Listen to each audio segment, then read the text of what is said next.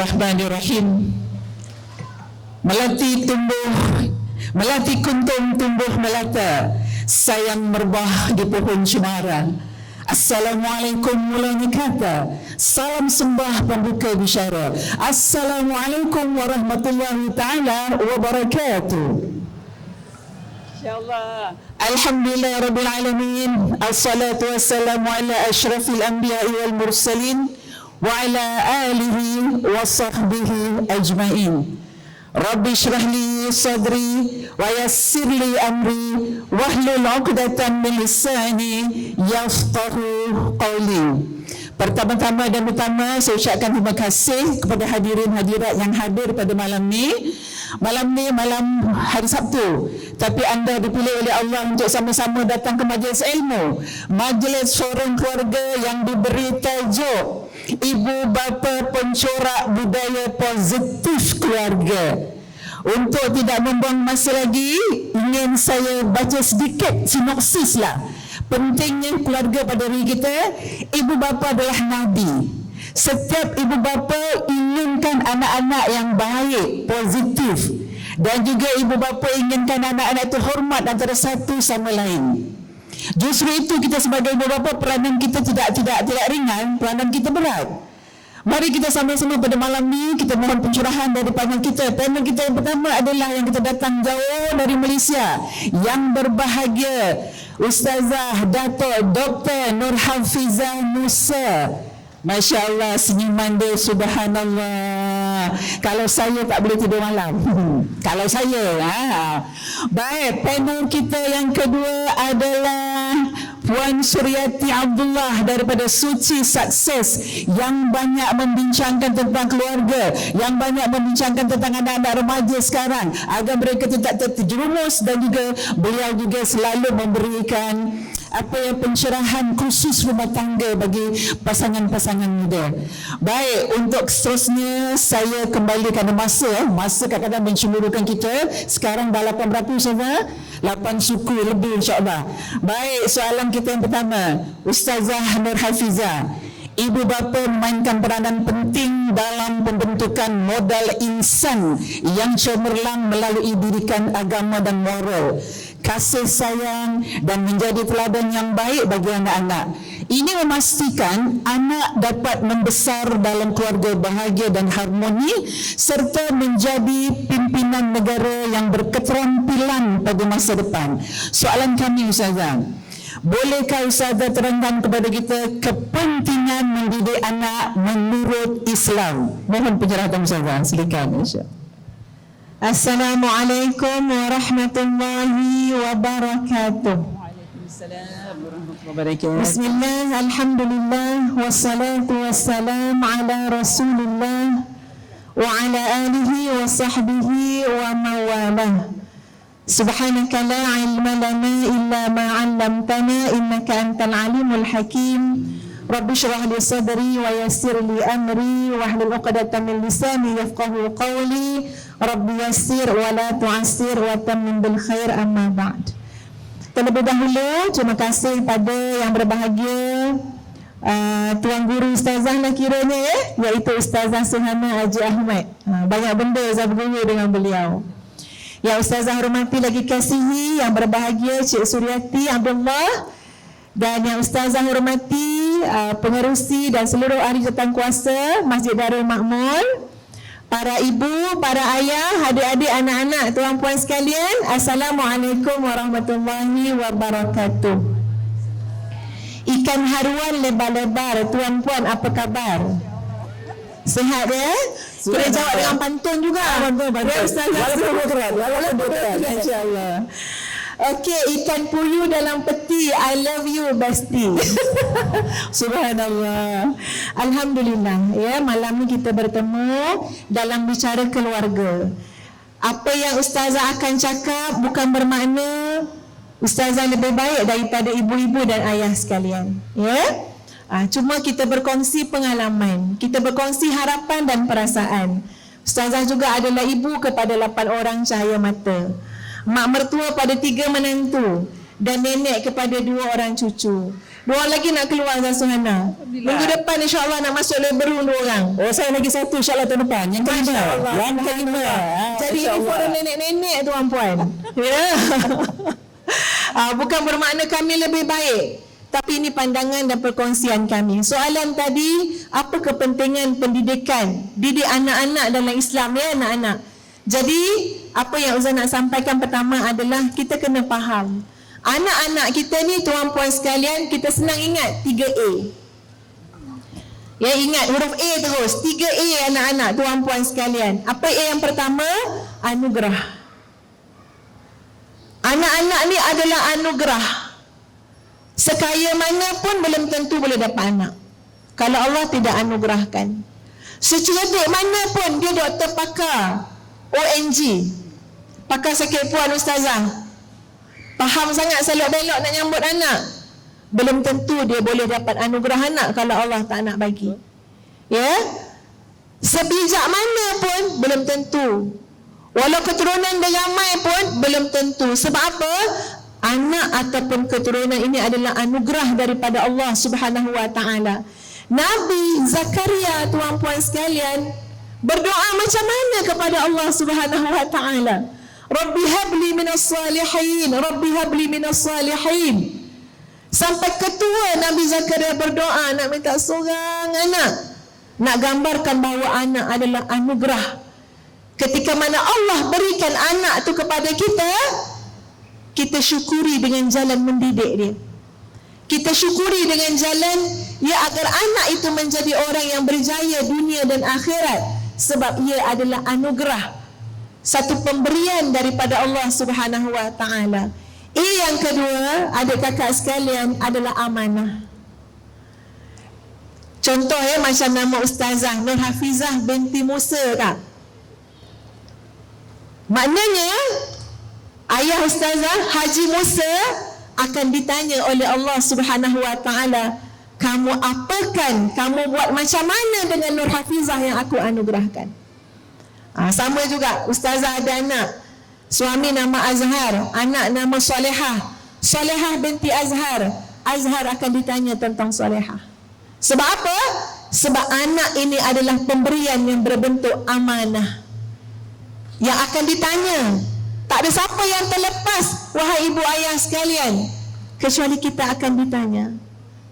Bagaimana kalian mendidik anak-anak yang telah dianugerahkan oleh Allah kepada kita semua?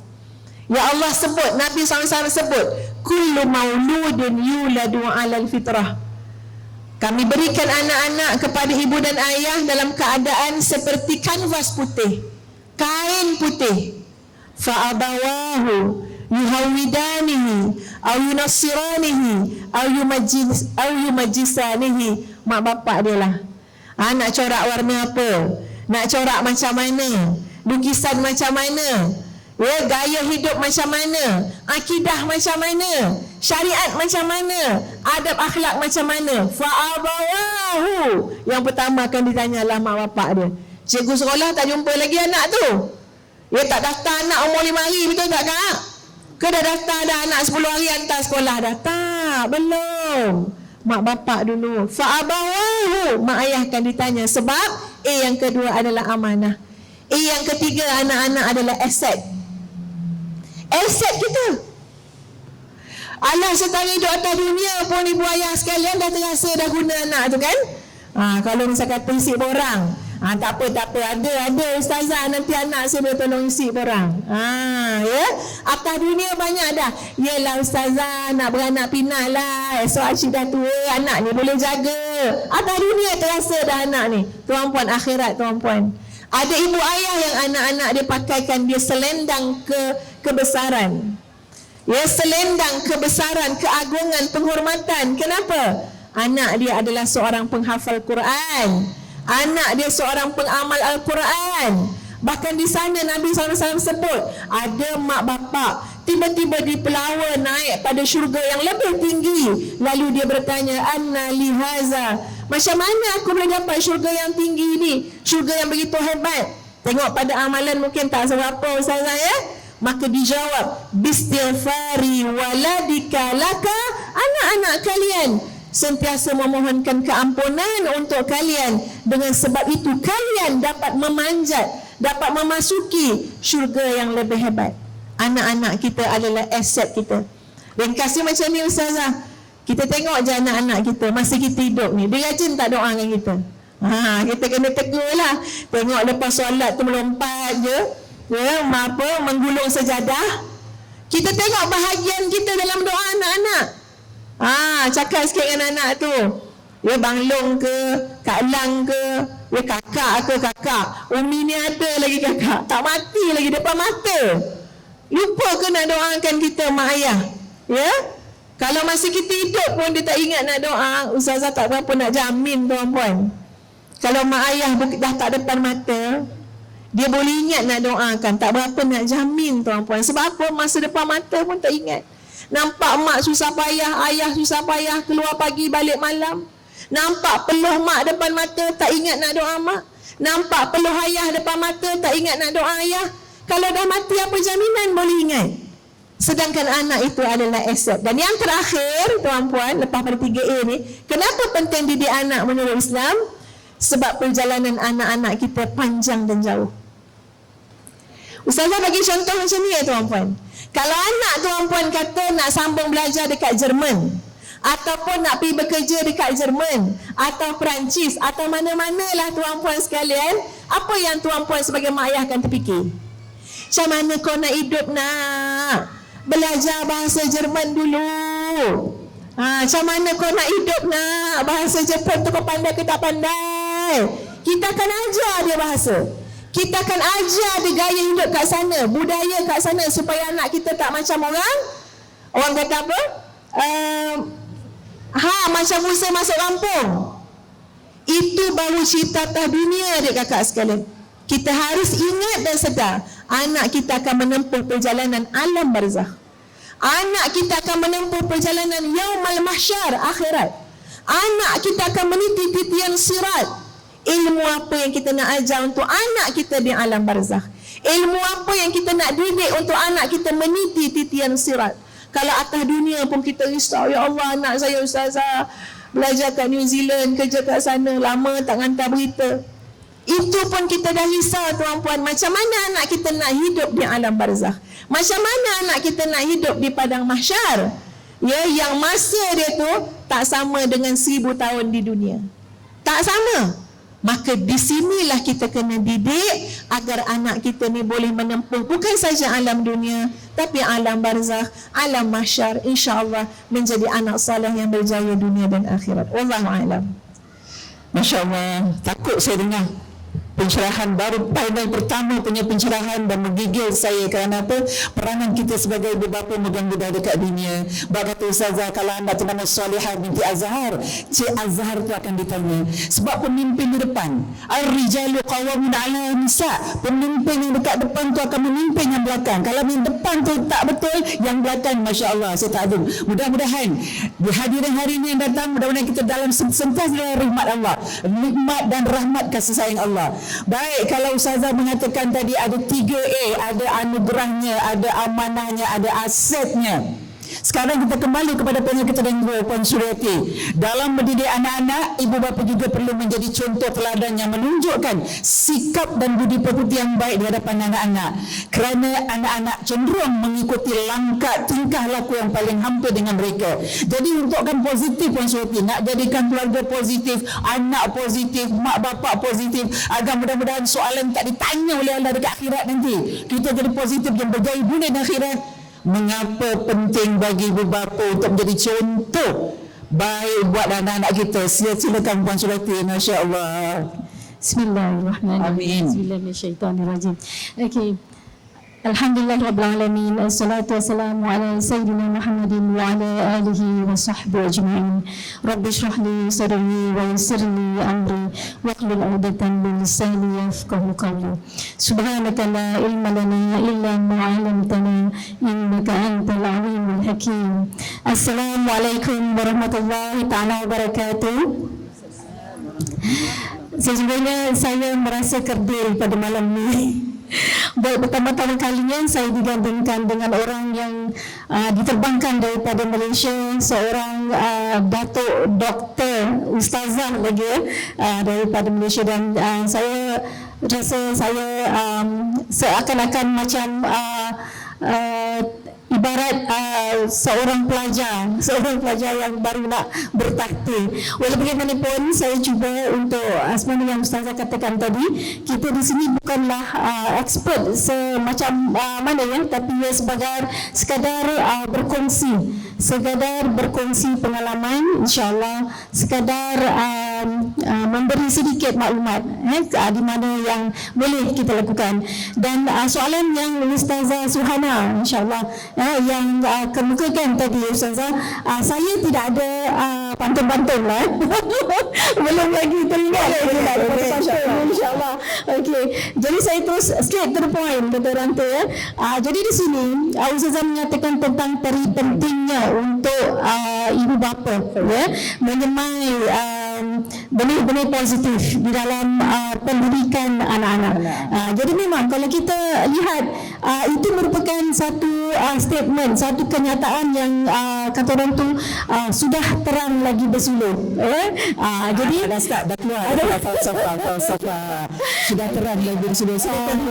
Jadi insyaAllah, jadi kita tidak boleh lari sebagai ibu bapa, kita tidak boleh lari daripada tanggungjawab tersebut untuk menggalas tanggungjawab tersebut sebagai ibu bapa. Dan saya ingin berkongsi sedikit apa yang telah saya lalui sebagai pegawai kebajikan, di mana sewaktu masa dahulu, di mana saya mengendalikan banyak kes-kes ibu bapa yang mengabaikan anak-anak. Ya, ibu bapa yang lupa terhadap tanggungjawab mereka, ibu bapa yang sampai abuse atau sampai mencederakan anak-anak. Jadi kita tidak mahu sampai ke tahap itu.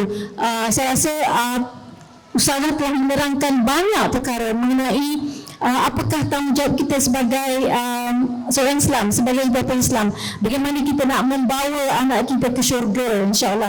Bagaimana kita nak membawa keluarga kita ke syurga. Dan di dunia ini sendiri, kalau kita sedar sebagai seorang ibu bapa, kita banyak tanggungjawab. Dan daripada apa yang saya ketahui, kalau ibu bapa tidak mendengarkan diri mereka, kalau ibu bapa tidak memberi contoh yang baik kepada anak-anak, kalau ibu bapa tidak memberi guidance atau tidak memberi bimbingan kepada anak-anak, dari mana mereka mendapat bimbingan tersebut? Dan kajian menunjukkan bahawa bagi pendidikan awal kanak-kanak, peringkat 3 tahun pertama, peringkat 7 tahun pertama, mereka sangat-sangat dependent, mereka sangat-sangat memerlukan bimbingan daripada ibu dan ayah. Dan kita tahu bahawa anak-anak merupakan ibu bapa merupakan cerminan bagi anak-anak. Mereka akan tiru setiap gerak-geri anak-anak dan setiap gerak-geri ibu bapa. Dan juga seorang penulis atau seorang early childhood expert lah mengatakan, Maria Montessori, saya rasa ramai yang tahu bahawa seorang anak itu pada peringkat awal pendidikan anak, pada tingkat awal usia mereka merupakan seolah-olah seperti sponge. Kalau tak sponge kan, tahu kan, sponge yang kita gunakan untuk cuci pinggan mangkuk ya. Jadi sponge itu dia akan meresap, dia akan meresap air ya, dia akan meresap sabun untuk tercuci pinggan mangkuk. Jadi perkembangan otak anak-anak bagi peringkat awal mereka ibarat seperti sponge. Jadi di situ dia akan meresap apa yang mereka lihat, apa yang ada di sekeliling mereka. Mereka akan melihat, mereka akan melihat apa yang ibu dan ayah lakukan, perbuatan yang mereka lakukan, perkataan yang keluar daripada mulut ibu dan ayah. Saya selalu cakap dengan peserta-peserta daripada kursus rumah tangga yang kami kendalikan ya, hati-hati dengan apa yang anda cakapkan, sebab itu merupakan sesuatu doa ya, doa yang akan anak-anak mendengar ya. Jadi kalau kita gunakan perkataan-perkataan yang tidak sesuai, kita mula melabel anak-anak, kita mula menggunakan perkataan yang tidak baik, ini akan anak-anak yang berperingkat awal dia akan meresap. Dan kita tidak tahu pada satu masa di mana mereka akan muntahkan semula. Muntahkan ibarat sponge tadi, bila dia akan meresap, bila kita picit, kita tekan sponge tu, air akan keluar, betul? Jadi di situ seperti juga anak-anak di mana bila mereka dah mula meresap apa yang ada di sekeliling mereka, sampai satu masa mereka akan keluarkan semula. Jadi hati-hati apa yang kita gunakan, perkataan yang kita gunakan, dan ibu bapa merupakan cerminan juga bagi anak-anak. Apa sahaja yang kita lakukan, anak-anak akan melihat, mereka akan lakukan, mereka akan contohi. Jadi soalan tadi yang Ustazah, penting untuk ibu bapa mempunyai akhlak yang positif, mental yang positif, kelakuan yang positif, perkataan-perkataan yang keluar daripada mulut ibu dan ayah merupakan perkataan-perkataan yang positif, insya-Allah. Masya Allah, terima kasih Puan Suryati. Lagi satu lagi membuat saya berdebar-debar juga menjadi seorang ibu. Dan kami bertiga di atas pentas ni semua ada pengalaman. Kalau Ustazah Norafiza dapat 2 cucu, 2 cucu, saya insya-Allah masuk 5 tahun depan lagi 1. Dan juga Puan Suryati dah ada pengalaman. Belum ada buat masa, tak apa, sedang belajar dari kami berdua. Bagaimana macam ini? Baik, kalau ditekankan tadi, kalau panel pertama mengatakan ada 3A, ada anugerahnya, ada amanahnya, ada dia punya asetnya. Kemudian Puan Suryati kata, anak ibarat macam sponge. Kalau kita tekap je dekat dalam air tu, airnya keluar, dia begitulah. Rasulullah bersabda, didiklah anak-anak kamu, akhlak tu bermula dari rumah. Betul tak? Bermula dari rumah. Kalau akhlak tu tidak dimulakan daripada rumah, maka kita akan rugilah. Tapi kalau dah dididik dekat rumah, dah dididik baik-baik, dah dikasih segala-galanya, akidahnya, agamanya, tapi kadang-kadang dekat luar jadi lain pula. Bak kata pepatah Melayu mengatakan, benih-benih yang baik kalau dilemparkan ke langit akan menjadi bintang bertaburan yang menyinari kita. Ini aset anak-anak tadi. Kemudian kata pepatah lagi mengatakan, kalau benih yang baik dilemparkan ke laut, akan tumbuh dan jadi pulau. Pulau tu akan menumbuhkan pokok-pokok yang hasilnya akan kita nikmati. Baik, untuk soalan kedua pada Ustazah Fiza, nilai ni nilai bukan dekat Malaysia. Ada nilai Ustazah kat Malaysia. Dia kalau ketua raya nak bagi nilai. Tapi kat sini adalah tetapkan nilai yang wajar dalam anak anda dari awal lagi. Setiap interaksi dengan anak anda akan menyediakan peluang untuk mengajarnya tentang nilai-nilai murni. Oleh itu, jadikanlah panduan berikut untuk mengenai nilai-nilai murni dalam diri anak anda. Soalan kami Ustazah, apakah nilai-nilai penting? Nilai ini penting, boy. Kalau tak ada nilai, dia macam kita harapan kita rapuh untuk membina rumah tangga dan juga anak-anak. Apakah nilai-nilai penting yang perlu diajarkan oleh ibu bapa kepada anak-anak, dan bagaimana nilai-nilai ini dapat mempengaruhi perkembangan karakter anak-anak? Kita boleh ambil contoh tadi, kata Rasulullah, didik anak kamu akhlaknya daripada rumah. Silakan Ustazah. Masya Allah ya tuan-puan, soalan dia sangat luas. Kalau nak jawab tu kena 4 malam. Kena ada kulit kuning. Kena ada yang tulang merah. Yang ini standby 4 hari 4 malam Tapi Ustazah cubalah tuan-puan mendahulukan apa yang patut didahulukan. Ustazah percaya tuan-puan pun ada jawapan. Sebab tuan-puan cerdik pandai ni ada jawapan nilai apa. Tapi Ustazah nak mengangkat satu nilai, iaitu nilainya adalah nilai barakah.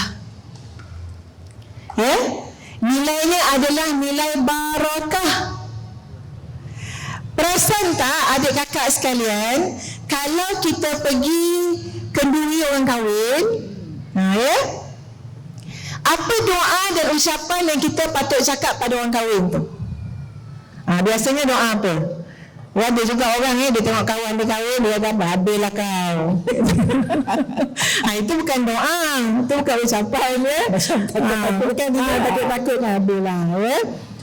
Ada doa dia tuan-puan sekalian, apa dia? Barakallahu lakuma wa jama'a bainakuma fi khairin atau kama qala. Macam tu doa dia. Apa yang kita sebut? Barakallah, barakah, barakah, barakah. Takut orang kahwin tu pun tak perasan dah apa ucapan kat dia. Yang penting kahwin, ya. Berkat. Bila dapat anak, tuan-puan sekalian, apa doa yang Islam anjurkan bila kita ziarah ibu ataupun ayah anak tu? Selama ni ucap apa bila tengok orang beranak? Alhamdulillah, tahniah. Tapi itulah hidung dia ikut hidung bapak dia. Ya. Alamak, cap warna lain lah, tak ikut mak dia lah. Ya, itu kita buat ucapan sendiri. Islam ada ucapan dia, tuan-puan. Apa dia? Barakallahu laka fil mawhub. Tu pangkal ucapan dia. Barakallahu laka fil mawhub. Jangan tanya saya surah apa saja. Tak ada saja dia baca macam tu.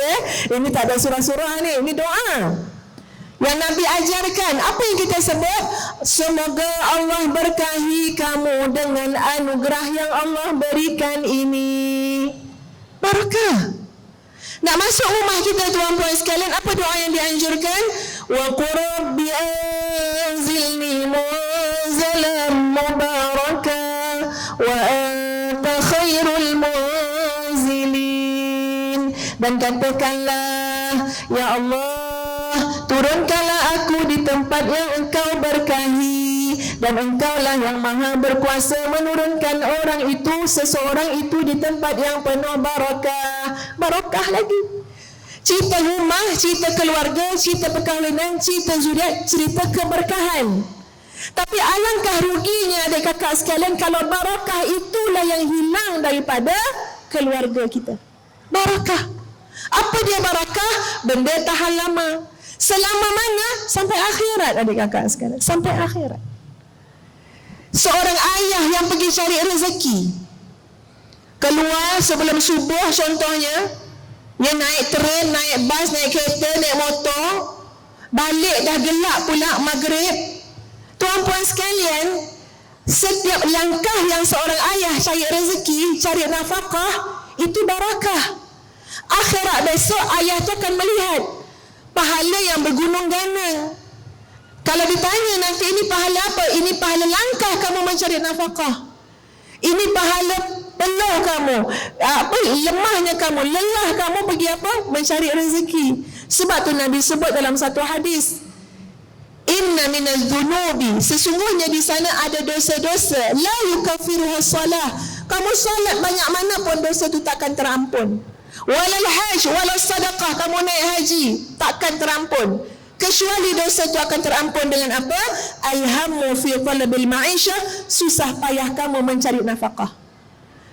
Jadi jangan fikir sesuatu yang kita lakukan dalam rumah tangga itu percuma, kecuali insya-Allah seorang ayah yang mencari rezeki yang halal ada nilai barakah dia. Dan cuba lihat macam mana nilai barakah sangat terkait dengan nilai adab. Ingat lagi tak masa kita kecil-kecil dulu tuan-puan, ni zaman-zaman kita lah ni. Ada orang tua-tua cakap, kalau makan kalau kita makan tak habis. Apa orang tua cakap?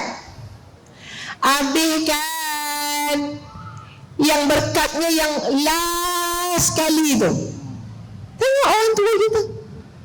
Padahal belum tentu pula yang last kali tu berkat. Belum tentu. Kalau tanya ustazah ada hadis ke? Tak ada. Tapi didikan adab, apa dia?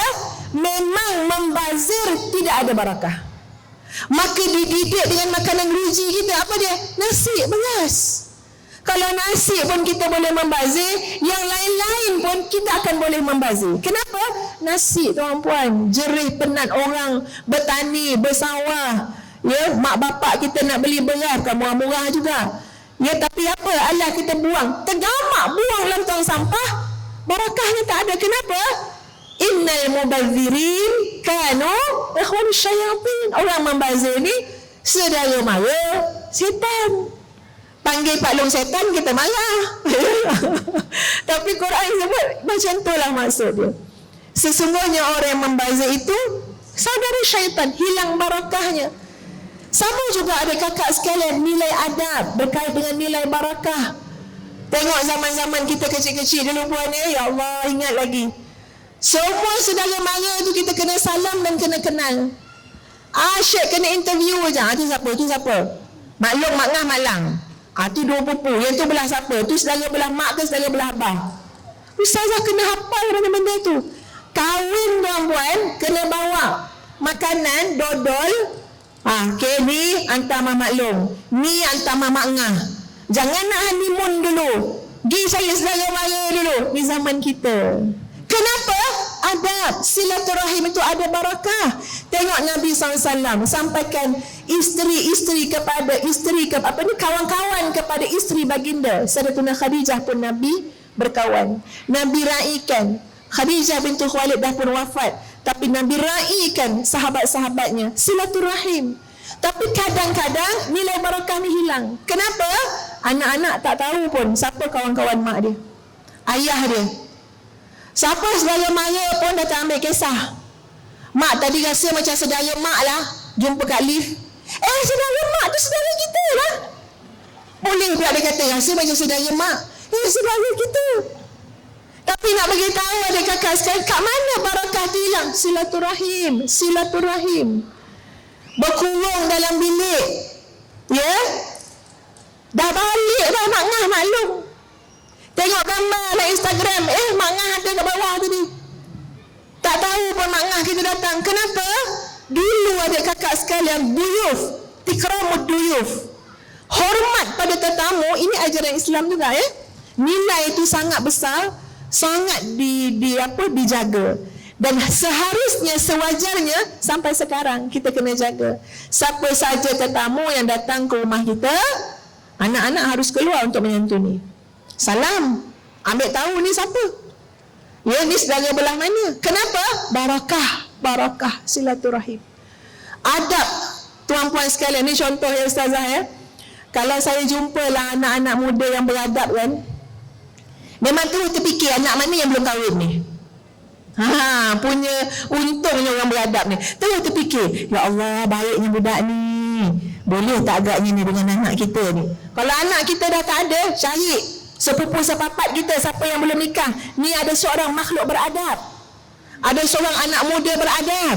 Ada seorang gadis beradab. Tuan-puan, sebab apa? Susah nak cari sekarang. Nilai adab. Sungguh Ustazah cakap benda betul, benda realiti yang Ustazah lalui. Kalau jumpa orang kan, Assalamualaikum makcik. Tak apalah dia panggil makcik ke nenek, bukan tak marah. Ya? Assalamualaikum nek, Assalamualaikum makcik, Waalaikumsalam. Ada apa-apa saya boleh tolong? Ya Allah, anak siapa ni? Anak siapa ni? Anak kita pun tak nanya kita apa benda yang boleh ditolong. Ya, ni anak siapa? Terus nak kenal siapa mak dia, siapa ayah dia. Anak ni mendapat didikan tangan siapa ni? Sebab adab dia. Ya, lalu jumpa, kita tak kenal. Assalamualaikum makcik. Kita pandang balik. Waalaikumsalam. Sambil pandang muka dia scan. Ya Allah, anak siapa ni? Ya, baik. Sejuk perut mak. Adab. Adab. Saya cakap ni, kalau cakap pasal adab ni puan panjang lah, merepek-repek lah ni. Subhanallah, adab. Ya, manis wajah, adab. Ini kadang-kadang anak-anak kita buat pada orang tua-tua, dia bad mood, dia mula moncong muka dia. Dia ikut mood dia pula adab dia.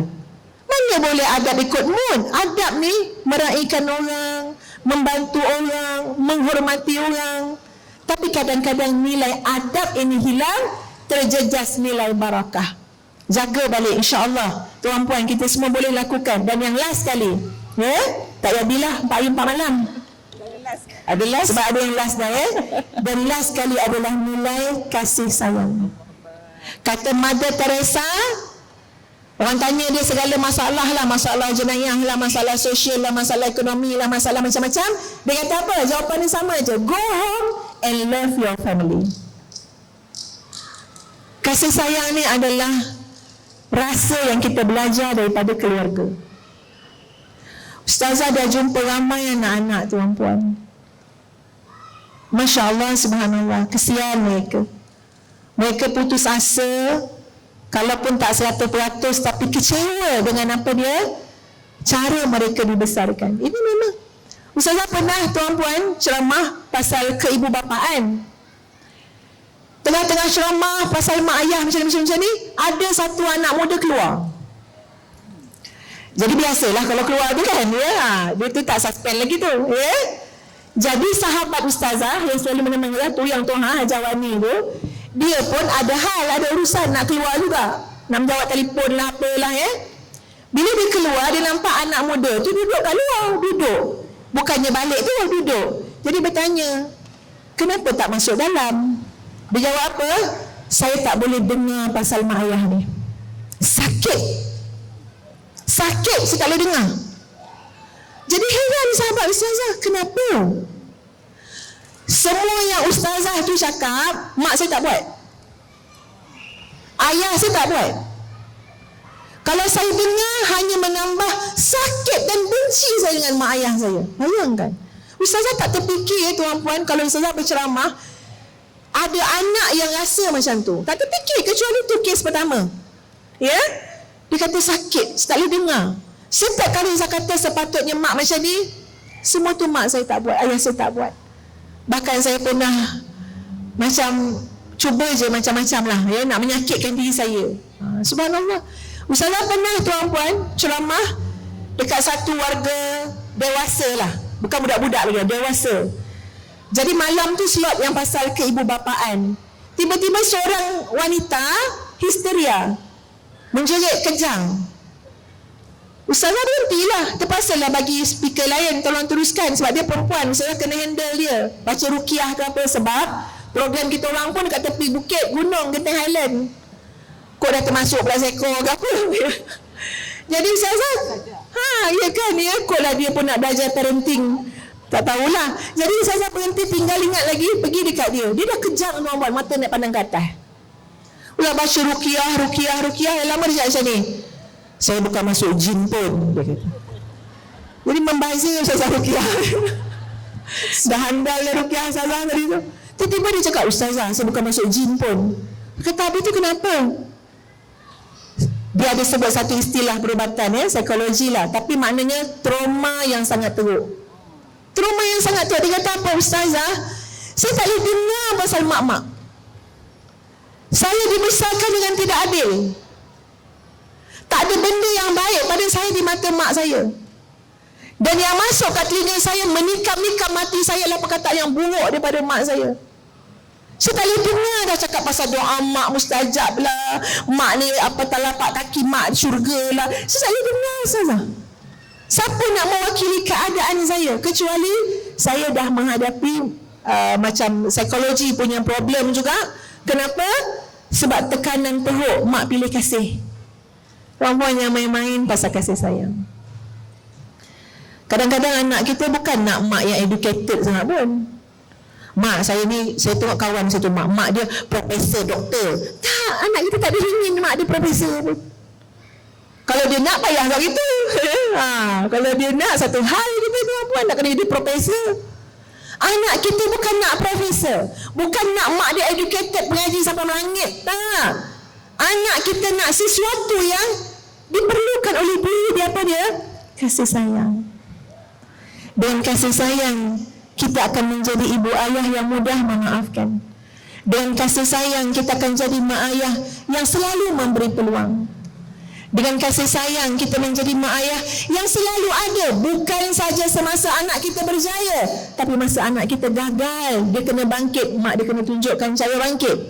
Bukan saja masa anak kita jadi orang yang taat, masa dia jadi orang yang asi, pelaku maksiat, mak jangan tinggal anak tu, ayah jangan tinggal anak tu.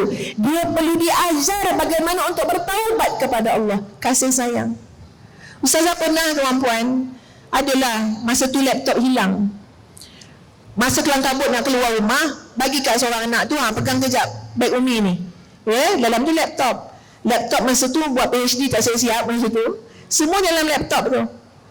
Entah macam mana bila dah nak keluar rumah, cari laptop tu, kan puan, semua masih pakat tak ngaku dah. Semua macam tak pegang, ni bagi yang ni bagi yang ni. Yang Ustazah rasa nak marah sebab dalam tu file-file PhD. Dah lah buat PhD tu, Susah. Ya, hilang pula fail, mana nak cari? Jadi ustazah memang macam marah-marah nak keluar. Tapi dalam pada marah-marah nak keluar, turun naik tangga, nampak ada laptop kat tepi tangga tu. Diam-diam ambil keluar. Masa dah jumpa tak cakap dengan anak. Ya? Tapi boleh nampak anak-anak tu ada yang berdiri, ada yang duduk, ada yang tengah mencari. Dan ustazah terus keluar rumah. Masa keluar rumah dalam kereta tu, hati berkata, kasih sayang tu berkata, kamu keluar belum tentu balik. Dan belum tentu kalau balik pun balik berjalan tanpa diusung. Apakah kamu nak menjadikan detik terakhir kamu dengan anak kamu dalam kemarahan? Tanpa sepatah kata yang baik untuk anak-anak kamu, jadikan sebagai perkataan akhir yang dia dengar daripada mak dia. Masa tu saya bawa kereta dah makin jauh. Nak pusing tak pusing, nak pusing tak pusing. Tapi suara kasih sayang adik kakak sekalian. Jangan perjudikan. Pusing balik. Ya ustazah, bismillah, U-turn adik kakak sekalian, pusing balik. Redakan kemarahan. Dan bila buka pintu ustazah, betul anak tu ada yang terduduk sambil menangis. Saya kata, subhanallah, Allah yang maha baik, Allah yang maha baik, kau pusingkan aku. Dan ustazah pun cakap dengan anak, Umi minta maaf, tadi mungkin marah berlebihan, Umi nak keluar, kita patut dalam keadaan yang baik-baik saja. So salam, berpeluk, dia minta maaf, kita minta maaf. Dan masa tu bila keluar balik, dia kata, ya Allah, alhamdulillah ya Allah, aku tak tinggalkan anak dalam keadaan jiwa dia macam tu. Kasih sayang tuan-puan sekalian, kasih sayang. Dan Islam mengajar banyak cara untuk kasih sayang. Perkataan yang baik macam yang Puan Su sebut, sentuhan, ya. Bahkan kalau suami isteri ya, dalam keluarga, dalam rumah tangga, bersalaman tu dapat pahala. Kasih sayang. Makin banyak kita bersalaman, ustazah percaya kasih sayang kita juga semakin subur. Ustazah dan kakak sekalian ni nak ceritalah. Ada satu hari tu, ustazah ni nak cepat. Yelah memanglah ni jenis-jenis mak-mak, nenek-nenek banyak kerja kat rumah, banyak kerja, keluar lagi kan ya. Jadi ada benda kita ni macam, kita mesti macam nak kena smart jugalah, cepat-cepat ya. Tapi cuba adik kakak bayangkan, bila nak naik kereta, kunci kereta hilang. Jadi macam mana? Sedangkan kita dah ada polisi dalam rumah tu. Siapa yang last kali pakai kunci kereta, dia pakai kereta, letak dalam laci ni balik, tempat ni je. Tapi bila ditanya siapa yang paling last, anak-anak kata abah dia. Abah dia tengah baca buku apa semualah dengan laptop. Jadi saya tanya dengan suami saya bahasakan sini ustaz lah ya. Ustaz, boleh bahasakan pada tuan-puan ustaz, mana kunci kereta? Suami saya jawab, cubalah cari ada dalam rumah ni. Besar dalam rumah tu. Ini semua nak menguji kesabaran ya? Jadi ustazah kena cari. Ni masa dah lewat ni cari. Okeylah, jumpalah kunci kereta tu. Tapi di tingkat bawah. Suami saya kat tingkat 1 ya, saya tingkat bawah. Hati ni berkata macam ni, pergi naik balik, salam suami tu. Ni nak keluar ceramah ni. Tapi hati tu bercakap juga. Dia kata apa? Alah tak payahlah, dah tahu dah dia nak pergi ceramah tadi tu. Dia juga yang melewatkan kita, tak mana-mana letak kunci kereta. Dia dah faham dah kita nak pergi ceramah. Dia tak pernah dia layang pun. Pergi je hati ni. Ni kalau nampak dalam filem ada tu seekor dua ekor kat sebelah kiri kanan ni Jadi saya pun fikir dah lewat, tak apalah, pergi terus. Masuk kereta tuan-puan sekalian, dia tengok stokin tak pakai. Jadi yelah, stokin kena pakai lah kan ya. Jadi saya kata kalau hand sock ni mungkin saya pergi juga. Mana saya akan buat macam ni lah tangan ni kan. Ni stokin tak boleh. Jadi saya cari kat bawah tak ada, kat dapur tak ada, kat laci tak ada. Sekarang satu tempat je tak cari lagi. Sebab tadi masa ustazah nak turun saya pegang. Satu tempat lagi tak cari. Kat mana? Kat depan suami. So saya pergi depan suami, masa tanya kat mana kunci. Ustazah buka pintu pejabat dia tuan-puan, terus nampak stokin ustazah tergolek-golek kat depan suami. Subhanallah. Suami saya kata, kenapa naik balik?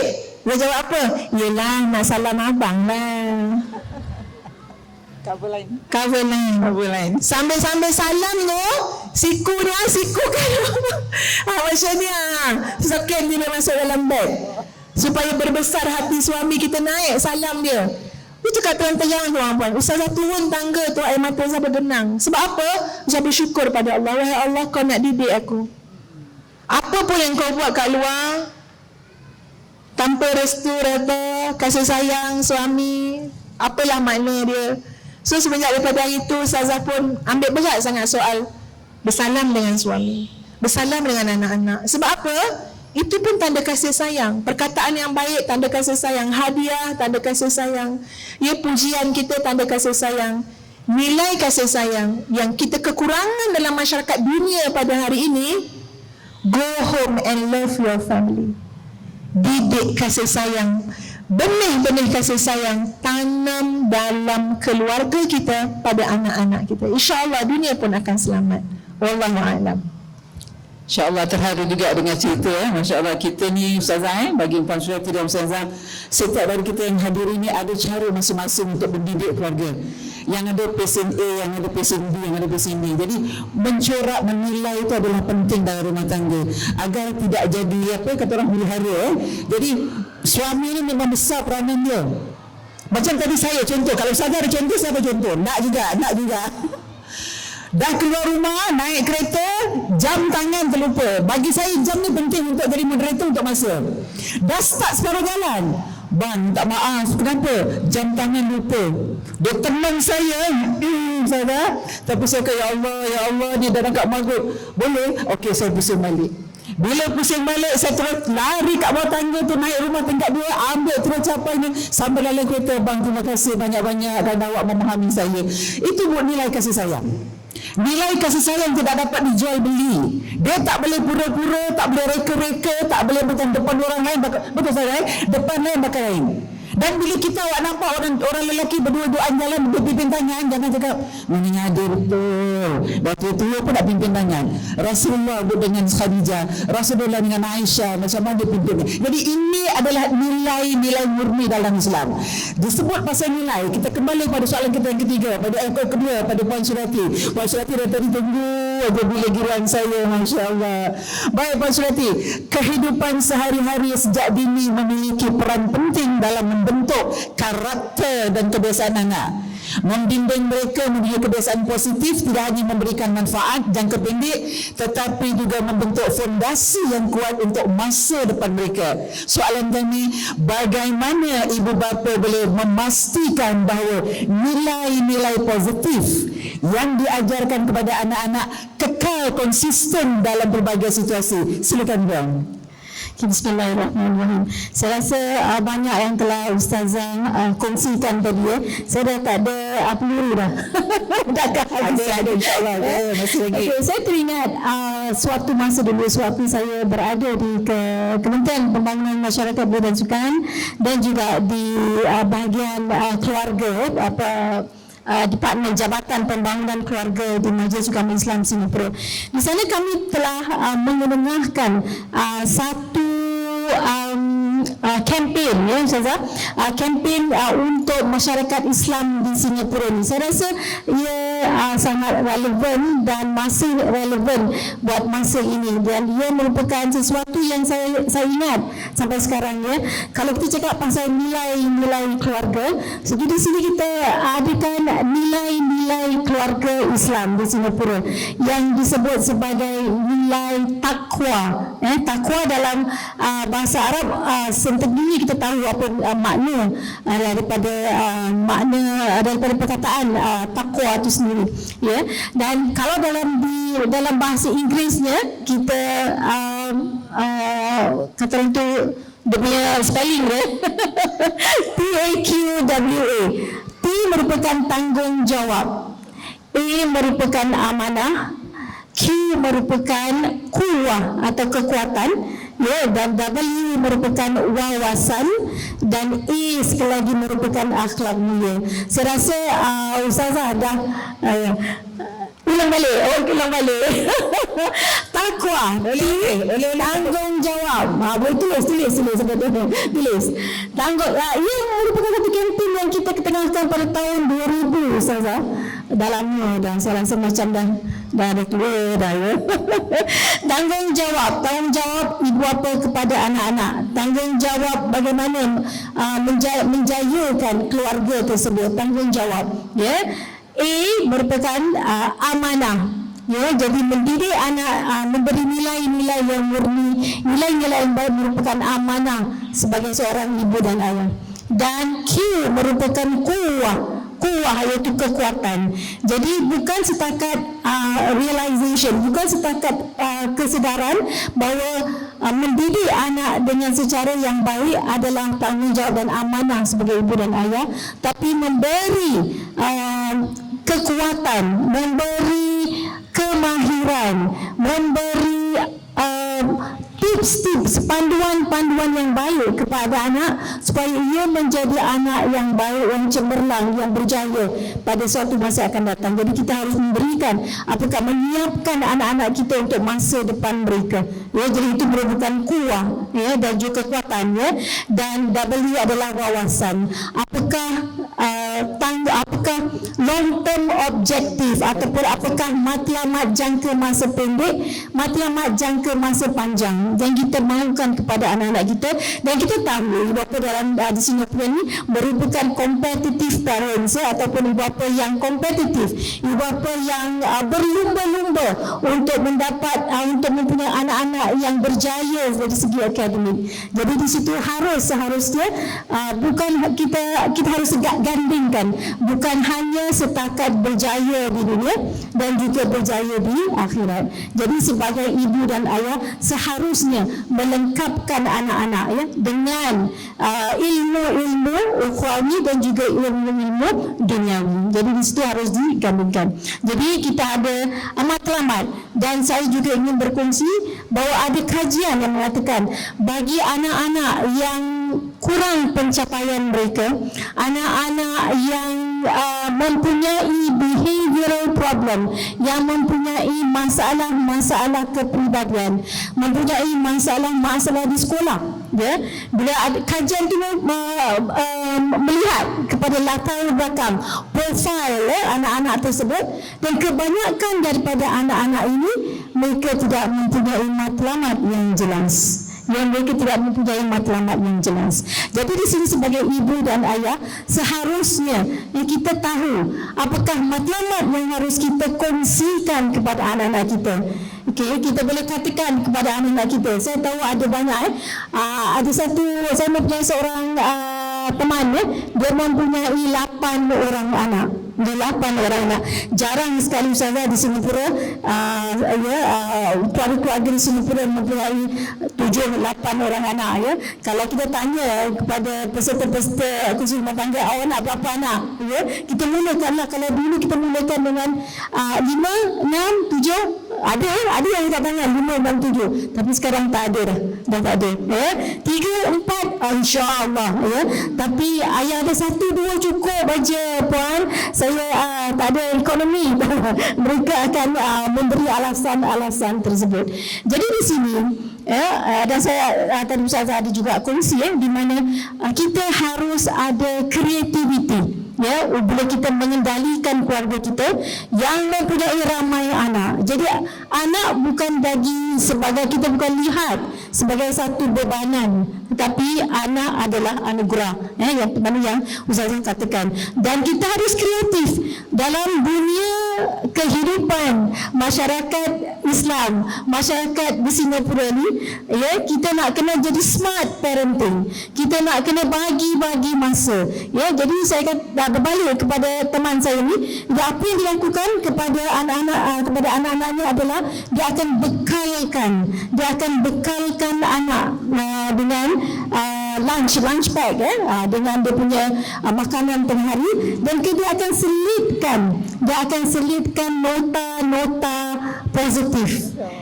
Masya Allah.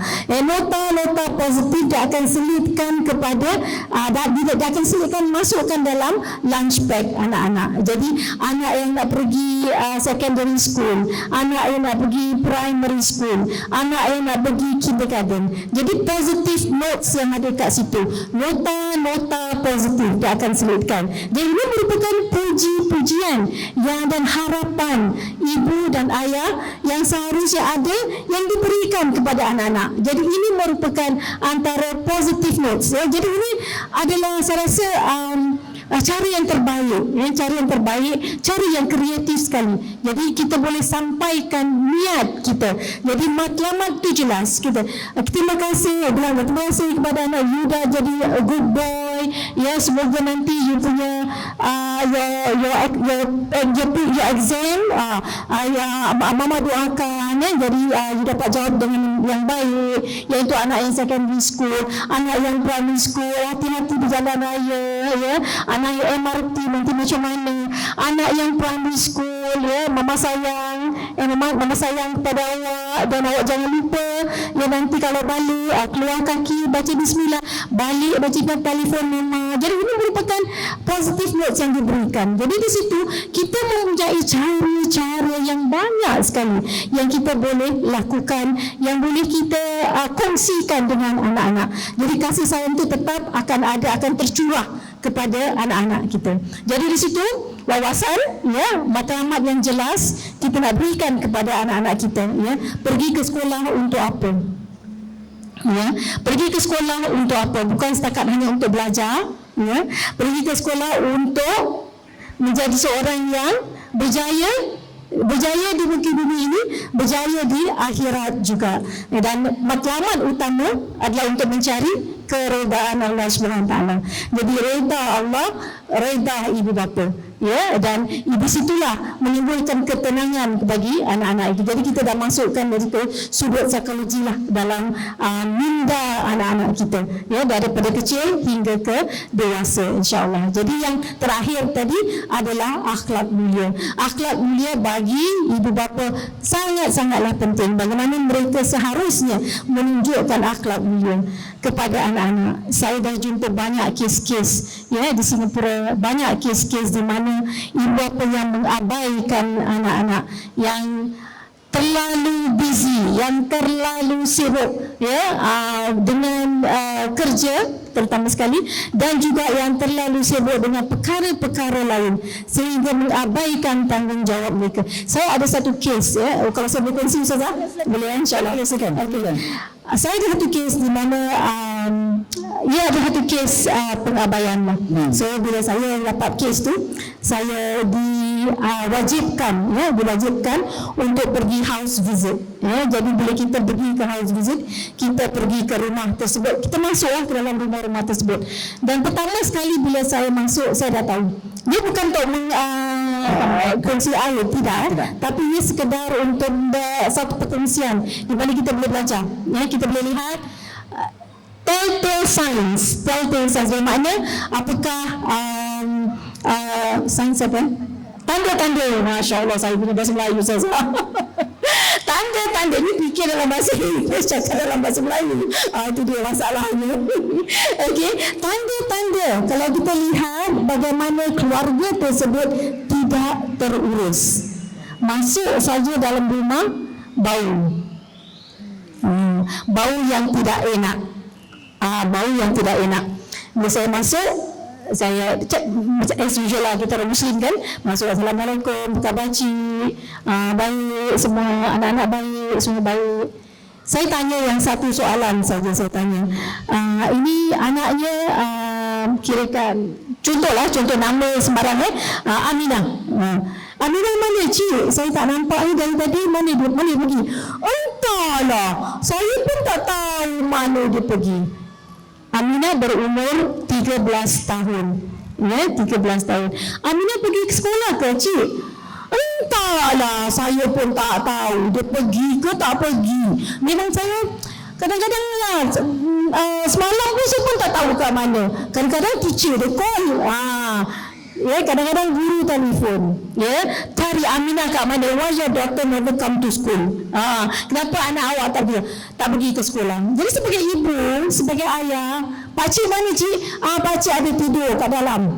Pakcik tahu tak kat mana Aminah berada sekarang? Entahlah, makcik pun tak tahu. Ya, dia bantai entahlah. Asyik entahlah. Kalau asyik entah, tak tahu bagaimana keadaan.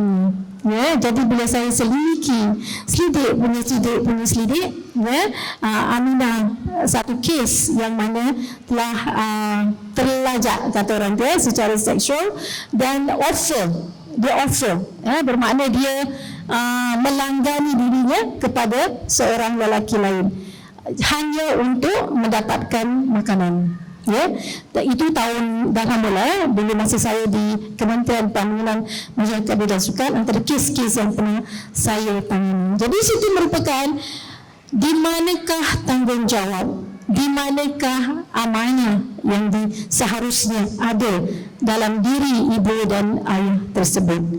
Ustazah mengatakan ar-rijalun qawamun 'alan nisa. Ar-rijal, lelaki, ya, di manakah pemimpin, di manakah leadership, di manakah nilai-nilai kepimpinan yang seharusnya ada dalam diri seorang ayah, dan di manakah nilai-nilai kepimpinan nurturing, kasih sayang yang harus ada, bimbingan yang harus ada daripada pihak ibu. Jadi di situ entahlah, ya, seharusnya bukan menjadi kamus, bukan menjadi vocabulary, bukan menjadi kamus dalam dalam kamus anda. Seharusnya bukan menjadi ayat yang harus ada. Ya, jadi sepatutnya sebagai seorang ibu dan ayah kita harus ambil tahu, okay, the need to become concerned parents, bukan helikopter. Dia ada parenting dia kata helikopter. Helikopter parent tu bermakna semua dia nak tahu sedikit.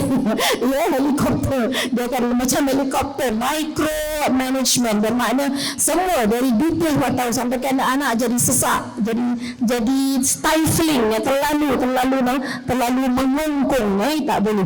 Jadi kita menjadi ibu dan ayah yang dapat memberi nasihat, ibu dan ayah yang proaktif, kita tahu anak kita di mana, okey, dia sedang buat apa, ya, dan kita beri bimbingan, kita beri galakan, positive notes, kita beri nasihat apabila perlu, ya, kita beri bimbingan yang sebaik-baiknya supaya bila dia keluar daripada rumah, dia tahu membawa diri dia tu ke mana. Jadi kemahiran keibupaan itu harus ada dalam diri ibu dan ayah. Jadi ibu dan ayah kalau mahu anak-anak yang berjaya, dia sendiri harus menjadi ibu dan ayah yang berjaya. Berjaya dari segi akhlak, berjaya dari segi memberi bimbingan yang baik, berjaya dari segi memantau anak-anak. Ya, jadi di situ saya katakan komitmen itu harus ada, dan pemantauan daripada pihak ibu dan ayah juga harus, dan kemahuan, keinginan untuk sentiasa mendapatkan ilmu. Dan saya rasa banyak saya suka sangat banyak majlis-majlis ilmu yang mana dihadiri oleh ibu dan juga ayah yang berada di sini, insya-Allah. Jadi di situ dulu, insya-Allah, Ustazah. Terima kasih. Baik, terima kasih Puan Surati. Sebenarnya banyak peranan kita sebagai seorang ibu dan seorang ayah. Di mana kalau tak salah Ustazah, kalau saya salah betul kan, hadis mengatakan ibu itu adalah madrasah, al-ummu madrasah. Ibu adalah institusi, ibu adalah universiti, ibu adalah satu badan induk dalam rumah. Kalau ibu itu baik, maka baiklah anak-anak tadi. Tapi kalau ibu itu tidak elok, maka tidak elok juga anak-anak tadi. Jadi itu peranan kita. Nilai-nilai positif untuk dipraktikalkan dalam rumah memang sentiasa ada. Saya nak menjelaskan sikitlah Puan Surati.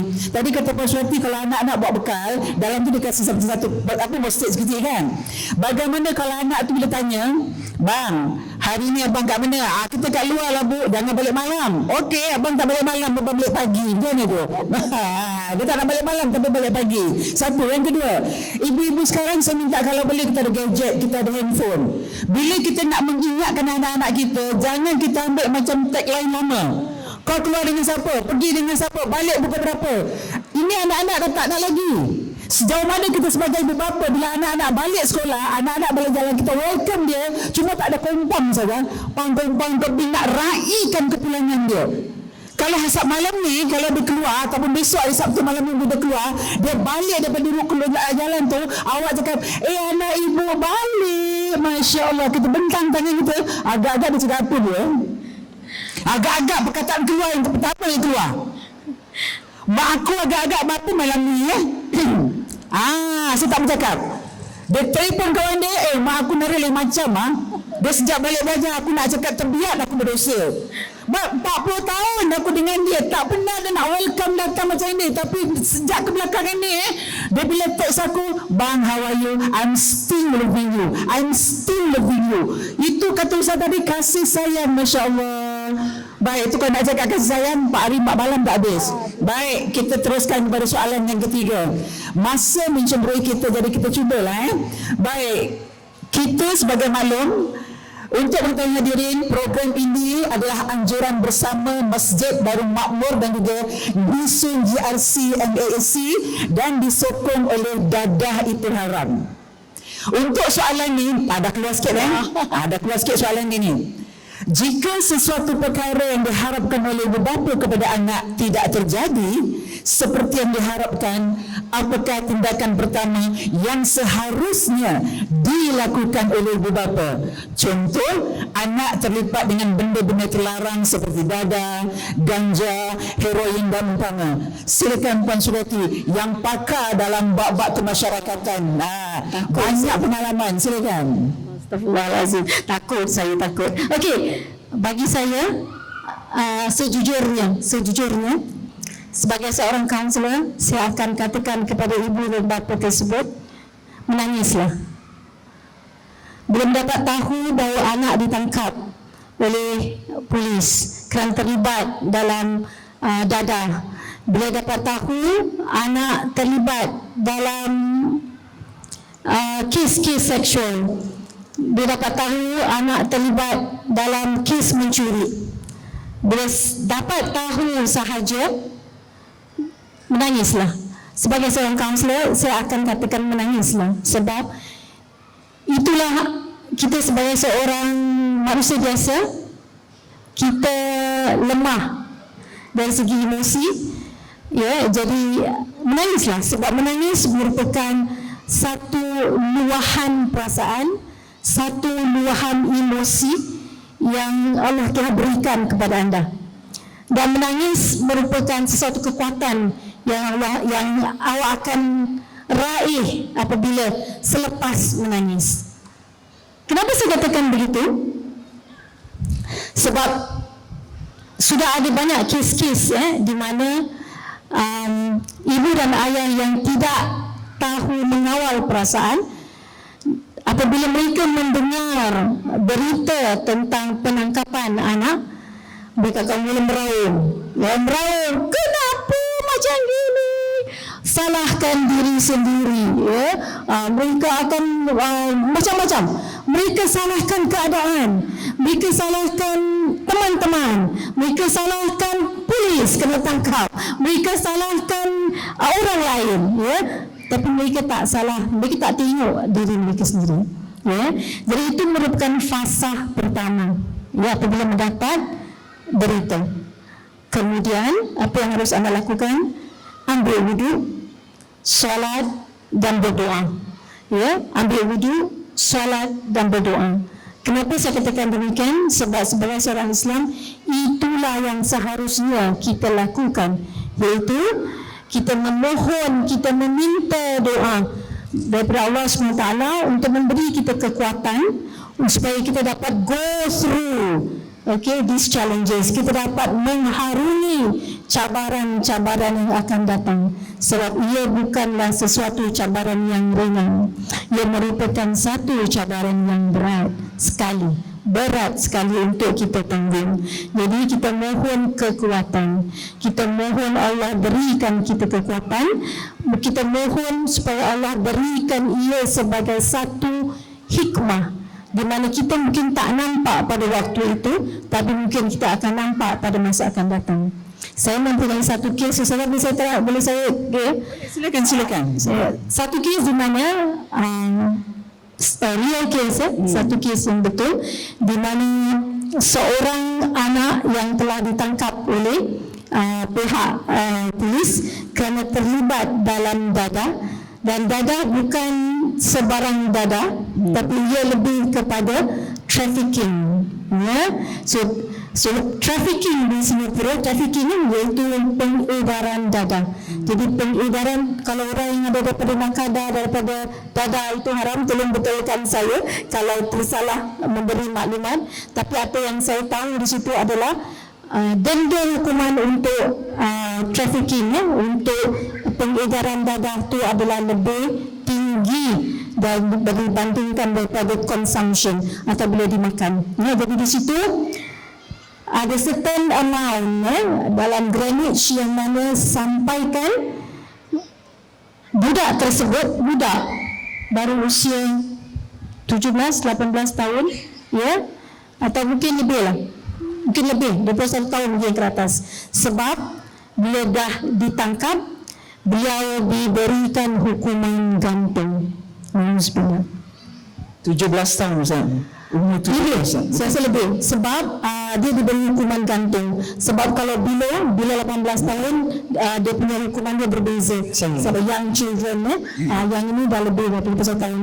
Dan berkat doa seorang ibu Ustazah, mungkin ibu tu sebab dia merupakan ibu yang kita saya kesian dari belakangnya, dan dia ibarat tidak tahu menahu apa sebenarnya yang telah berlaku. Jadi ibu tersebut memohon doa. Saya rasa dia memohon doa yang teramat sangat, dan saya mengenali keluarga tersebut. Kita rapat, saya kenal, dan saya tahu bahawa ini merupakan hikmah yang Allah berikan kepada keluarga tersebut. Sebab anak tersebut sebenarnya sebelum dia terlibat dengan dadah, dia sudah pun ada ciri-ciri anak-anak yang mempunyai akhlak yang tidak baik. Ya, dari segi pergaulannya, dari segi tutur katanya, daripada kalau orang bahasa pasarnya kurang ajar, ya, kurang ajar, ya, meninggikan suara, terpekau dengan ibunya sendiri.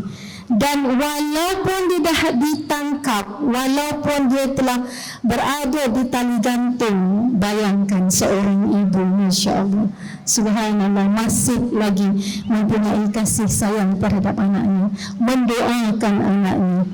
Dan Alhamdulillah Ustazah, anak tersebut tidak sampai ke tali gantung, tetapi hanya hukuman seumur hidup. Hukuman seumur hidup. Jadi bayangkan, ya, jadi di situ antara doa, ya, jadi yang tadi Ustazah katakan apa yang harus mereka lakukan. Pertama menangis, ini macam guidebook, menangis. Kemudian, ya, ambil wudu, solat, ya, dan berdoa. Dan yang ketiga, of course, ya, apabila kita dah tenang, okey, jumpalah dengan pegawai yang bertanggungjawab. Harus jumpa dengan pakar, okey, jangan kita duduk diam saja, harus ada usaha. Jadi usaha yang selanjutnya, dapatkan butir-butir maklumat yang penuh mengenai apa sebenarnya yang telah berlaku daripada social worker, daripada officer, daripada Nakada, daripada mana tu, dadah itu haram tu, sebab ada komiti, ambil, beritahu, minta maklumat yang seharusnya harus anda tahu. Berapa lama, kenapa, where, when, how, semua nak dapat tahu. Jadi dengan situ you boleh buat keputusan apa yang seharusnya dilakukan selanjutnya.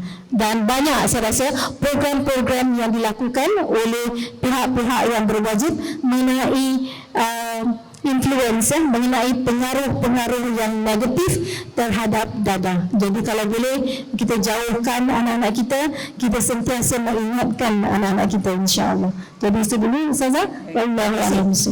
Baik, bagi pengetahuan anda semua, kami di Darul Makmur juga ada badan-badan kaunseling untuk membantu. Sebenarnya mata kita ni terbuka, tapi kita tak nampak. Sebahagian segelintir masyarakat kita perca-perca kehidupan.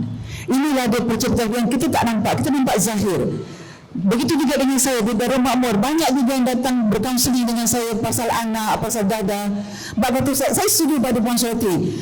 Hanya doa seorang ibu yang ampuh itu tadi Allah akan dengar. Reda Allah tu terletak pada reda ibu bapa. Anak macam mana nakal pun, macam mana dia pergi jauh macam mana pun, bikin aib pada keluarga, mak tetap akan cakap, anak saya Ustazah. Walaupun anak dijel kat dalam bertahun-tahun, bila orang tanya, mana anaknya Kak Aja? Anak saya sekolah. Nampak? Cover lain mak tu tak nak aibkan anak, tak nak aibkan keluarga. Itulah budi bicara seorang ibu, maka kata Allah, ibu ni tak ada tolok bandingnya. Kalau perceraian di tangan lelaki, tapi bagi ibu tak ada talak langsung sama sekali. Inilah peranan kita sebagai ibu. Jadi saya mengimbau pada ibu-ibu yang ada, jika anak-anak tu ada main gadget-gadget, ada duduk dekat dalam bilik, sonyap je, betul? Bahasa Seremban, bahasa Seremban, duk sonyap dalam bilik tu, apa kena? Apa kena ejang? Pantau-pantaulah. Kalau bapaknya kita tahu dia dah duduk khusyuk, tu petanda surah Yasin. Surah Yasin, bang baca surah apa ni lah, ngapa surah apa bang? Surah Yasin. Bila kita tengok bukan surah Yasin, maaflah. Jadi kita saling membantu. Bila ada perkataan membantu dalam rumah tangga, insya-Allah rumah tangga kita jadi akan sakinah mawaddah warahmah. Baik, setiap permulaan ada penakhiran.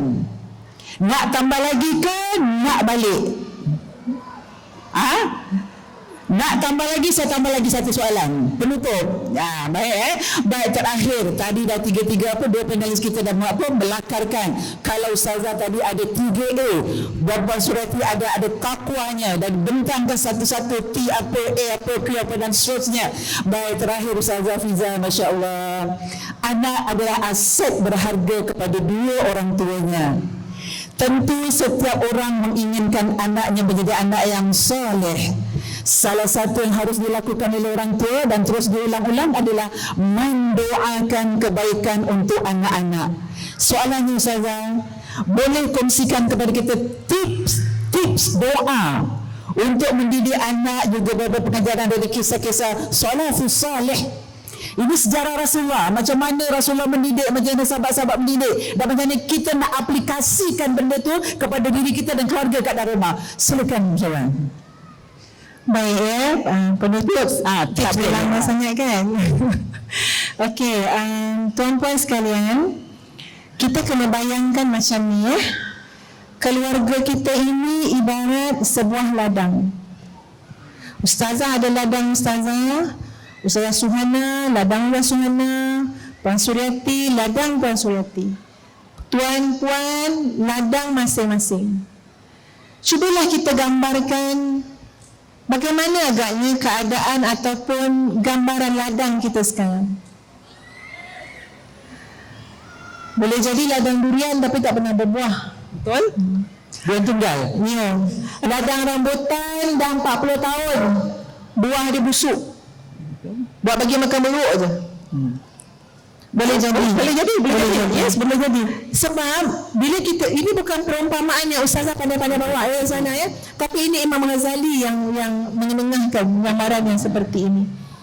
Bermakna adik kakak sekalian, cuba bayangkan ladang kita sekarang, benih apa yang kita tanam, baju apa yang kita pakai. Setiap momen adalah menanam benih-benih yang penting di ladang kita. Katalah macam sekarang kan, Ustazah duduk kat sini ni anak semua dekat Kuala Lumpur. Tak adakah nilai benih yang boleh saya tanam daripada jauh? Ataupun seminggu tak jumpa anak, maka seminggu lah tak ada benih apa tanam. Sekurang-kurangnya benih doa. Bukan sekurang-kurang, itu dah cukup baik tu ya. Boleh jadi amal soleh yang kita lakukan mak ayah sekalian adalah benih yang kita tanam untuk ladang kita. Jangan pandang ringan amal soleh yang seorang ibu dan ayah buat. Sebab apa? Dalam surah Al-Kahfi bagaimana Allah menjelaskan, Allah menjaga anak-anak dia sebab apa? Wa kana abuhuma salihah. Sebab mak bapak dia orang baik. Allah jaga anak dia. Walaupun kita tak ada dekat dengan anak, tuan-puan, anak kita mungkin dekat Australia ke, dekat New Zealand ke, ustazah sekarang anak dekat Kuala Lumpur, dekat sini, tapi ingat amal soleh kita bagi kesan kepada anak-anak kita, benih yang kita tanam, baja yang kita pakai, doa. Sebab itu adik kakak sekalian, Masya Allah, tengok macam Imam Bukhari, menurut riwayatnya adik kakak sekalian, buta, lahir buta. Doa mak, ya Allah, terangkan hati anak aku, terangkan penglihatan anak aku, terangkan mata hati anak aku. Subhanallah, Imam Bukhari, tuan-puan tahu, kenal. Ya, tokoh ulama hadis yang begitu terkemuka. Sahih Bukhari, adik kakak sekalian, saring ya hadis-hadis supaya dapat keluarkan Sahih Bukhari. Dan bahkan bukan setakat boleh melihat, dengan doa ibu barakah biiznillah, hati juga terang, mata hati juga terang. Masya Allah, subhanallah. Dan ustazah nak bagi tips berdoa adik kakak semua. 3 tips berdoa. Yang pertama, berdoa dengan yakin. 7 anak, 5 anak, 5 lain perangai. Betul tak? Seorang anak lain perangai, 2 anak 2 pula perangai. Ada kadang-kadang yang kita rasa bimbang melihat anak kita. Itu adalah realiti yang semua mak ayah lalui. Tapi Masya Allah, lapangnya, tenangnya hati. Kenapa? Aku ada senjata yang kalau kita gunakan senjata tersebut, insya Allah anak kita boleh menjadi lebih baik daripada keadaannya sekarang. Apa dia? Berdoa dengan yakin. Sehingga tahap yakin tu, adik kakak sekalian, macam rasa dah ternampak-nampak dah anak kita tu, macam yang kita nak. Kita berdoa ni sampai tersenyum-senyum dah. Sebab apa? Ya Allah, dah ternampak dah muka dia ni, solat, dah ternampak-nampak dah rasa. Dia dah ternampak-nampak dah. Sampai begitu sekali yakin dia. Dan benda tu adalah satu latihan yang Ustazah cuba buat. Kalau berdoa tu kan, rasa dah ternampak-nampak dah anak tu, ya Allah baiknya, akhlaknya baik, solatnya dia jaga, tutur katanya sopan santun, rasa ternampak-nampak. Begitu sekali nak menunjukkan kepada Allah, ya Allah, tak ada sekelumit pun tidak yakin aku dengan engkau, ya Allah. Kerana engkau maha berkuasa, engkau maha hebat. Ya, kau adalah Al-Hadi yang maha memberi hidayah. Kau adalah Al-Fattah yang maha membukakan hati. Engkau adalah Al-Khabir Al-Alim yang maha mengetahui. Al-Ghafar yang maha mengampunkan. Allah segala-galanya Allah. Al-Wahhab yang maha mengurniakan.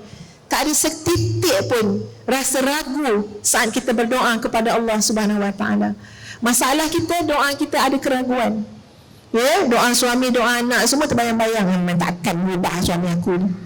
Bukannya Tuhan yang sebut macam tu kat kita, hati kita. Tak payahlah mengambil boreh berdoa ni untuk abang Haji ni. Umur dah 70, dah buluh dah, takkan berubah. Puan-puan, Ustazah pegang dengan apa dia? Yakin dengan Allah, yakin dengan Allah. Ya, macam manalah orang tu jahat, pernah bunuh anak, tuan-puan. Sayyidina Umar Al-Khattab, ya? Tengok Abu Sufyan, tengok Hindun, apa dia buat, tuan-puan. Tapi akhirnya Islam, kembali kepada Islam. Subhanallah. Yang kedua, berdoa dengan perbuatan. Apa makna berdoa dengan perbuatan? Doa kita tu mesti nampak pada perbuatan kita. Sebab itu pelik kalau kita berdoa tapi kita berdendam dengan anak. Kita berdoa tapi dengan anak kita boleh kata nanti, setakat ni mak tak maafkan. Ya, kita berdoa tapi seorang ayah boleh halau anak dia. Bermakna doa kita kontradik dengan perbuatan kita. Doa kita adalah perbuatan kita. Dan yang ketiga, berdoalah dengan sabar dan istiqamah. Sabar. Ustazah, anak Ustazah seorang tu memang kalau jumpa saya kata, Umi doa. Kadang-kadang kita pun penat dah dengar kan dia. Umi doa. Lelah lah kata macam ni. Dek, satu hari ada berapa jam? 24. Okey, Umi berdoa 25 jam. Baru dia puas hati. Baru dia, okey, dah balik sekolah dah. Dia kata, kalau tak kan, Umi doa tau. Umi doa. Ya. Lelah cakap macam tu. Berapa jam? 24. Umi doa 25 jam. Okey. Puas hati balik sekolah. Tak berhenti berdoa adik kakak sekalian. Bahkan dalam musafir ni pun kita nak mengambil, macam saya sedang musafir, mustajabnya doa. Bahkan ada alim ulama dulu tuan puan sengaja pergi bermusafir. Sebab apa? Nak mendapatkan mustajaban doa. Saya nak pergi Johor. Musafir pergi Johor ya. Masya Allah. Doalah dengan sabar dan istiqamah. Masya Allah. Ya, terhenti dah nak cakap macam mana. Dan satu hal lagi. Sebenarnya siapa yang patut lebih berdoa? Mak ke ayah? Nak tanya. Soalan cepu mas. Kita banyak cakap ni mak doa mak mustajab. Doa mak mustajab. Sebenarnya siapa yang paling wajar berdoa lebih? Mak ke ayah? Mak kata ayah. Campur nunggu jam dia tu ayah. Tuan-puan, dalam Quran tak ada doa mak. Dalam Quran tu doa siapa yang Allah sebut pasal anak-anak? Doa ayah Nabi Ibrahim, doa ayah Nabi Yaqub, doa ayah Nabi Nuh, doa ayah Nabi Daud. Jangan kita terlepas pandang adik kakak sekalian, bahawa doa yang hebat dalam keluarga dan rumah tangga kita, tanpa menafikan doa seorang ibu, sangat besar kemustajaban, kemanfaatan, kesan doa seorang ayah. Rabbi ja'alni muqimas salah. Seorang ketua keluarga berkata macam tu pada Allah, berdoa, wahai Allah, jadikan aku orang yang mendirikan salat, wa min dzurriyyati, dan anak keturunanku ya Allah. Rabbana wa taqabbal du'a, wahai Allah, terimalah doa kami. Rabbi habli minas salihin, wahai Allah, kurniakan zulat keturunan yang saleh untuk aku. Doa seorang ayah. Sebab itu adik kakak sekalian, Ustazah percaya sangat sebuah keluarga dan rumah tangga yang terbangun dengan tiang siri yang dipasak doa daripada seorang ayah, insya-Allah tuan-puan, kita akan melihat kelainan dalam rumah tangga tersebut, keistimewaan dalam rumah tangga tersebut. Ustazah sebagai seorang pendidik juga, ya tuan-puan, tak tahulah nak setuju boleh, tak setuju pun tak apalah, ya. Ustazah rasa kerja mendidik kalau mak-mak biasa, itu memang kerja kita lah. Perangai kita pun memang suka mengambil tahu. Kita memang tak boleh diam, memang hobi kita berceramah kat rumah, ya. Jadi bila mak tu melaksanakan tugas didikan, ya insya-Allah anak boleh jadi baik, boleh jadi orang apa semua. Sebab itu benda biasalah mak, ya. Tapi cuba tengok ya tuan-puan, ketika mana keluarga dan rumah tangga itu mendapat sentuhan emas daripada seorang ayah. Ini saya cakap ya, pengalaman sikit sebanyak ya tuan-puan dalam kekeluargaan dan pendidikan. Bila mendapat sentuhan emas seorang ayah, tanya tu qori-qori tu yang baca Quran, siapa ajar? Abah hantar pergi belajar taranum sana sini. Zadah nampak dah ni memang. Bila sentuhan emas daripada seorang ayah, dia bukan jadi baik tuan-puan, dia jadi luar biasa. Luar biasa. Sungguh mak-mak biasalah, ya. Tapi ayah ni, betul tak? Ditanya dengan psikologis, ya. Bila seorang ayah ni yang prihatin dengan pelajaran anak-anak, yang prihatin dengan syakhsiah anak-anak, pribadi anak-anak, yang memberikan kasih sayang, yang bawa balik rezeki yang halal, takut bawa balik rezeki yang haram, ini luar biasa tuan-puan. Ini gambaran doa daripada perbuatan. Sebab gambaran dalam Quran tu, ayah-ayah ni, doa yang dimasukkan dalam Quran ni doa ayah-ayah, ya. Tanpa menafikan lah yang doa mak, tapi kita selalu sebut mak, ya. Sama juga ayah. Jadi Ustazah pada akhirnya lah kongsikan satu doa yang Ustazah rasa bahagia berdoa dengan doa tu, selain daripada doa-doa yang kita ambil daripada Quran yang lebih ma'thur lah tapi ada satu doa juga Ustazah rasa senang hati, lapang hati kalau doa tu untuk anak-anak Doanya pendek saja, iaitu doa yang berbunyi Allahumma hafazna bima hafazta ibadaka salihin. Pendek je. Saya ulang lagi sekali Allahumma hafazna bima hafazta ibadaka salihin. Maksud dia apa? Ya Allah, peliharalah kami seperti mana Engkau telah memelihara hamba-hambamu yang soleh. Katalah ada 5 anak tuan-puan, nak bagi puas hati doa dulu, Allahumma hafazna bima hafazta ataupun bima hafizta ibadaka salihin. 7 betul-betul doa tu anak yang pertama. Biar terasa betul Tuhan, ni anak pertama aku, kelebihan dia macam ni, kukuhkan, kekurangan dia macam ni, perbaiki ya Allah, kelemahan dia sempurnakan. Tumpu ke anak seorang tu. Anak kedua pula betul-betul terasa ni, Allahumma hafazna bima hafazta ibadaka salihin. Anak kedua. Anak ketiga ulang. Mak Ustazah tuan-puan, minta maaf lah Ustazah share kami masa Ustazah balik kampung, tengok mak kan, ni sejadah mak tu memang tak boleh angkat-angkat, memang kat situ duduk dia. Tepi-tepi tu puan, mak susun bantal.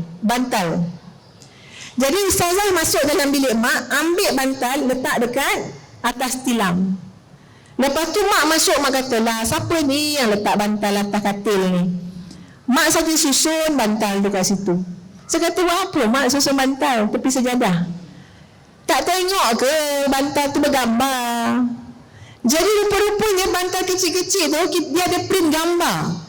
Anak sulung dengan isteri dengan anak-anak.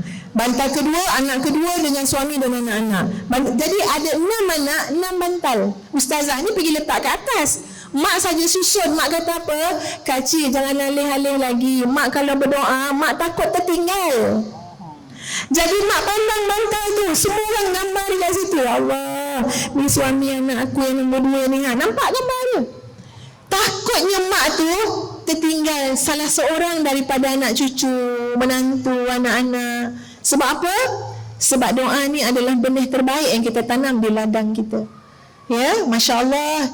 Ya, kalau kita belajar tasawuf ke apa, kita tahulah, Masya Allah, doa ni memang satu benda yang ajaib. Adik kakak sekalian, maka doa Allahumma hafazna bima hafizta ibadaka salihin. Ya, sebagai ibu ayah, pastikan rezeki yang kita bawa balik menjadi darah daging anak-anak kita adalah rezeki yang halal. InsyaAllah kalau kita benar-benar menjaga titah perintah Allah, maka Allah akan menjaga anak-anak kita seperti mana Allah menjaga hamba-hambanya yang saleh. Aqulu qawli hadza astaghfirullahalazim li wa lakum. Assalamualaikum warahmatullahi wabarakatuh. Masya Allah, macam cepat dia Ustazah daripada pukul 8 lebih sampai ke 9 setengah kita tak terasa kita dah habis. Baik, setiap pertemuan pasti ada dia punya Pengakhirannya bertemu kerana Allah, berpisah kerana Allah. InsyaAllah kita akan ulang lagi perkara ni atau program ini di masa-masa akan datang. Kalau Ustazah dah tutup, saya nak tutup dengan pantun. Bismillahirrahmanirrahim. Kalau sempat gunakan kerudung terbang melayang-layang. Keluarga tempat kita berlindung untuk menyemai kasih dan sayang. Akhir kalam dari kami bertiga. Assalamualaikum warahmatullahi taala wabarakatuh.